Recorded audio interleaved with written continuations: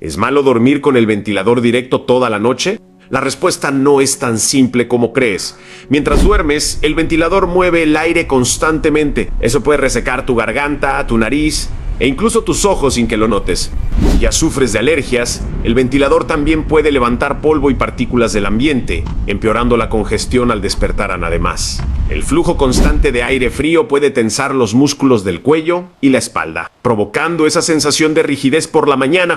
Pero tranquilo, no es peligroso para la mayoría de las personas sanas. El problema no es el ventilador en sí, sino usarlo directamente y durante muchas horas sin ventilación adecuada. ¿Tú duermes con ventilador todas las noches? Déjanos saber en los comentarios y suscríbete, subimos videos interesantes todos los días.